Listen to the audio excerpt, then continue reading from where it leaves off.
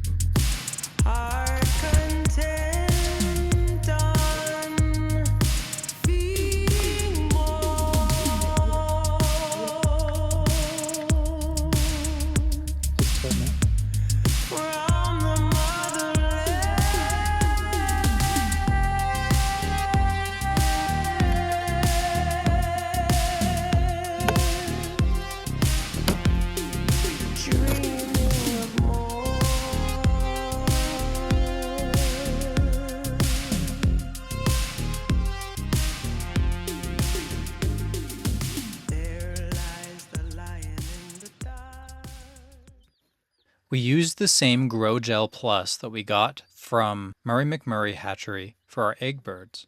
Since we had it left over, we gave it to the meat birds here. That's supposed to be their first meal, and I suspect that it helps with their initial digestion. We also have 1 mason jar of water in there. We're using a small mason jar because these chicks are very small. But Angie's doing the exact same thing that you saw us do on our egg bird video, which is handle each bird individually, put its beak in the water so it knows where to drink. You also notice that we have the heat plate in there. That's a substitute for a heat lamp. It's a fraction of the energy. That's important for us because we live off-grid and all of our power flows through a battery that has limited capacity.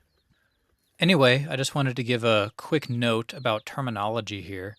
You've probably heard me say meat birds or egg birds several times. It's an important distinction because our egg birds are essentially pets on our homestead. Even though they're chicks now, they will grow up in a few months to lay their own eggs. We have an unknown ratio of roosters to hens, so we're going to have to figure out how to address that. If we have too many roosters, we might have to give some away or simply eat them. But that's really what the meat birds are for. The meat birds are selectively bred to grow very quickly and to put on the maximum weight possible before we then have to dispatch them, butcher them, and send them to freezer camp, as they say. We prefer to purchase and cook whole chickens, not the butchered out pieces. So that's saved us some money over the years because I recently found out that butchered chicken is actually more expensive per pound than whole chicken. But we also prefer organic because it tastes better. We're not planning to get any sort of organic certification here on our farm, but we might still entertain the idea of feeding our animals organic food, or at least food that we know where it's sourced from. We're thinking about making our own food for our egg birds, and at the tail end of our meat birds' lives, they might be able to eat some of that food. One thing that we've been struggling with is to try to understand and estimate the timeline for food for all these different birds that we have. Different ages and different breeds require different amounts of protein. I actually went to a local workshop last fall to learn how to dispatch and process my own meat birds. And the hosts of that workshop recommended Murray McMurray Hatchery. That's where we got all of our egg birds from. But they were unfortunately sold out of their meat birds when we wanted them, so we had to look elsewhere. We decided to choose Myers Hatchery. We don't really know anything about them, but they were nice enough to include 2 extra birds in our shipment, and we ordered gray rangers and red rangers. So we have half and half. I don't think the color makes a difference. They both have the same timeline, which is about a 12-week lifespan from hatch to dispatch. At that point, they should have achieved their maximum weight, and they should be ready to go to freezer camp. Now that our meat chicks are secure in that tote with food and water, it's time to worry about their accommodations going forward. Unfortunately, I've been too busy to even start on this project until now, but we need to build a portable chicken tractor so that these meat birds will be protected from predators, but they can also forage on the ground and we can move them from one patch of grass to the next each day. Behind me, there's a bunch of pressure-treated boards that I have standing up on the truck bed to dry out because we've had nonstop rain for the past week. Hopefully these are dry enough to work with, but I need to cut a bunch of half lap joints so I can reduce the amount of lumber and keep this coop very lightweight. So I have my circular saw out, tape measure square, and some wood glue. So I'm gonna get started on notching out these boards, and then we'll see if we can get the base constructed today. So here's a quick preview of what the framing is going to look like for this chicken tractor. It's roughly 10 feet long by 6 feet wide. So I'm using 10-foot boards here. You can see that these two parallel ones are slightly different in length. That's because I'm leaving the bottom length at the full 10 feet, and the top board is only 9 feet, so 6 inches short on each end, and I'll explain why I'm doing that later. But for now, you can see what a half lap joint is. Basically, I have notched out half of the material, only the width of the sistering 2x4. And when you do that to both boards, then they sit together with no protrusions, because half of the joint is taken up by one of the boards and the other half of the joint is taken up by the other board. So 2x4s are 1.5 inches thick. So that means when you remove material, half of that is 3/4. So if you remove 3/4 from one and 3/4 of the other, the joint stays the same thickness as the material that you're using. In this case, it's 2x4s. So that was a quick mock-up of the first one. Now we're doing the second one. Basically what we're doing is flooding the entire surface area of both boards where the half lap joint is going to occur. And then we are securing them with drywall screws, just because those are the only screws that I have that happen to be short enough not to push through the other side of the board and create a hazard. I have plenty of decking screws, but they're all at least 2 inches long. Drywall screws are about 1 inch long, so that's perfect for this application. I don't know if they're necessarily rated for outside use, but they should be rated for wet material because drywall compound goes right over them, and obviously nobody wants rust showing through into their finished paint. So that's just my theory behind drywall screws. I'm not sure if it's true, but that's all I have on hand. Fasteners aren't actually required though, as long as you have enough clamps to keep your workpieces secure while the glue dries. But since I have an entire bucket of drywall screws, I thought I would just sacrifice a few for this project. Here is a close-up now of how we flood each side of the half lap joint with wood glue. It's Friday, so I have a couple hours to try to get this chicken coop assembled before the weekend starts. And it becomes increasingly more difficult to get projects done on the weekend because Cedar's home and we want to spend time with him, having fun with him. And it's hard to kind of just put him out in the corner somewhere while I'm working, especially when I'm using power tools and risking him coming around while I'm dealing with sharp objects. So it's better to just not focus on the weekend and try to reserve all my work for the weekdays. Anyway, the wood is still drying, but because I had them laid up like this, they're actually not too saturated from the storm. Yesterday I had to cut my workday short, even though I only had like 5 more minutes of work to wrap up the task I was doing. But to keep my tools dry, I had to pack everything up. So what I'm about to do now is take the last few chunks out of this board. And I'll try to do that with a close-up so you guys can really get a good look at what I'm doing. But once I finish that, then I'll have the long sides completed. These two that have the extra 6 inches on the bottom, those are the 2 bottom courses of the sidewalls. And then we have these 9-footers that go just above that. And then I'm gonna have 2-foot pieces that span the bottom to the top of those long walls. And then I'll have to connect them together by creating the short walls. So let's get back to work. So a minute ago, you saw Angie and I assemble these long walls. Now we have to move forward with the 6-foot walls. And like I said before, that was a preview. Now that you know what a half lap joint is and what the components are, I want to show you the actual method that I use to carve out those joints. First, you need to get the host board to the appropriate length. In this case, I'm cutting it to, I think, 5'9", because once you add the two sidewalls to it, then that creates a 6-foot width. So you can see I have two 12-footers here, and I'm cutting them roughly in half. But there is a bit of waste because instead of actual 6-foot boards, I'm doing 5'9". And I like to use my circular saw in conjunction with my speed square to give a straight cut. There's no reason to get out a miter saw or a chop saw when rough cuts with a handheld saw work just as good. Honestly, if you were good enough with a manual hand saw, you could just carve right through this wood as well.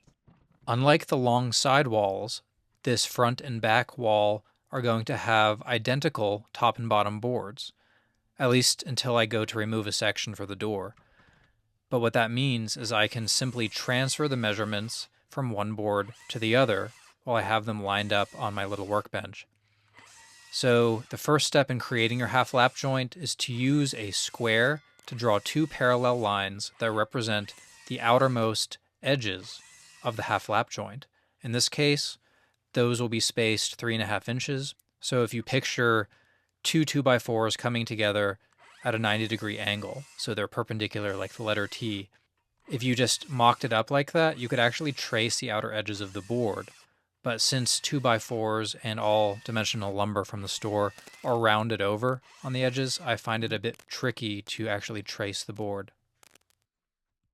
So here's the fun part, at least in my opinion. I really like to do this chiseling with such a large chisel. Finished carpentry requires more finesse, but for this I'm trying to remove as much material as possible, as quick as possible.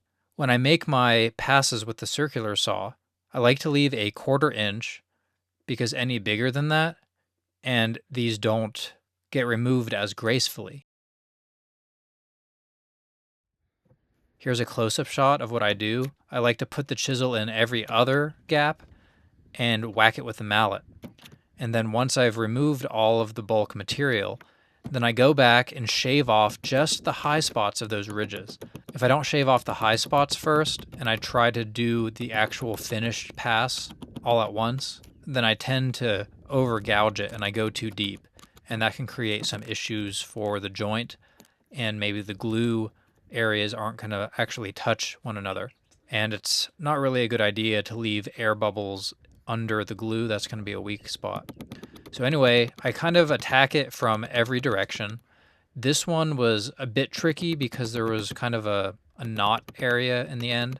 So you can see I hold the chisel flat onto the material and kind of use it like a planer or something to try to continue pushing off the highest spots. You could possibly do this with a random orbital sander, but I didn't really want to go and get other tools out, so I'm just planing this down with my chisel. So once I have it relatively flat, and honestly it's probably good enough at this point just to hold glue, I like to pinch the chisel as flat as I can against the surface, and then I just kind of wobble it back and forth. And that pressure being held down by my thumb prevents the chisel from walking over the ridges. So even the finest ridge, as long as my chisel is sharp enough, will get planed right down. So I walked it from one end to the other, and now I'm going back the opposite way. This one was a bit tedious, so it's not really the best example of how efficient this can be. So let's fast forward real quick to the next joint, which, if my memory serves me correctly, was a lot easier to deal with. Possibly because it's not on the end of the board, but right in the middle. You can see there is a bit of a knot going through this, but I make short work of that with my chisel upside down. I basically hold it at the same angle in which the sharpened point is carved into the metal. That way when I shave down the high spots, it doesn't actually gouge the bottom, but runs parallel with the neighboring wood. This would probably be easier with an actual workbench and a series of clamps. With a big enough workshop, I could actually turn these boards in all directions. That way I'm always facing the same way with the chisel. Unfortunately, because I'm trying to do this quick and I don't have a workbench, I have to face the chisel towards myself sometimes, which is a bit unsafe. But I have a lot of control over this chisel. It's a good size, I can get a good grip on it, and my gloves also give me a good grip as well. Here is a close-up of one side of the half lap joint. Now let's see what it looks like assembled. So there's two vertical boards that represent the door frame on either side of the door. One of those horizontal pieces will get removed eventually, but the back of the chicken tractor doesn't need framing for the doors, so I'm just doing one central pillar. I will cut these vertical pieces of framing to the appropriate length later.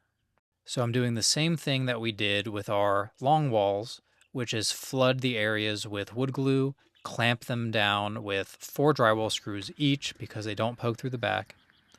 And now this is what they all look like in a tipped over point of view before I stand them up for assembly.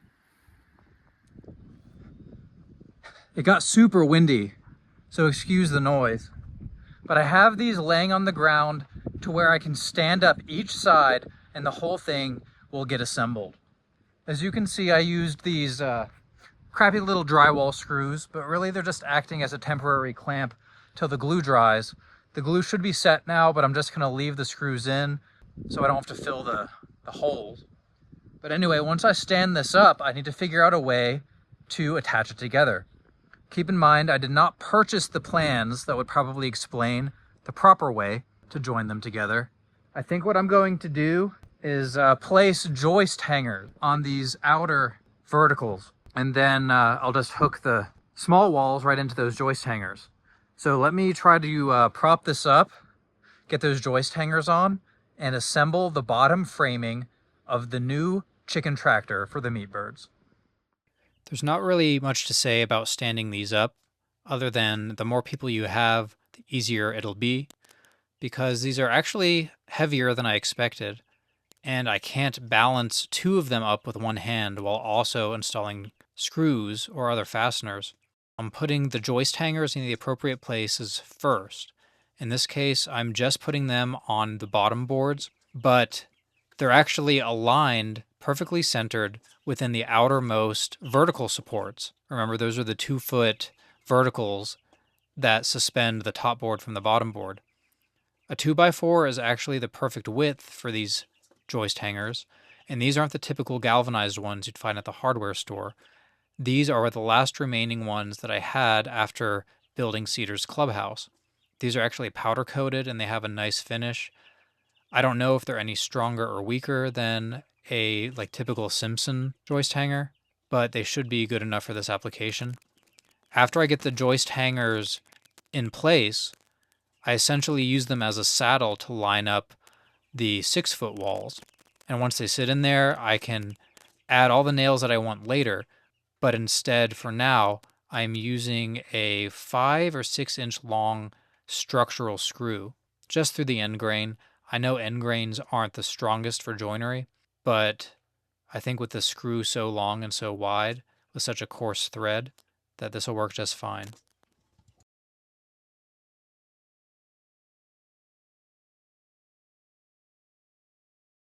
I've been neglecting this chicken tractor for a couple days. It's time to get some more work done on it.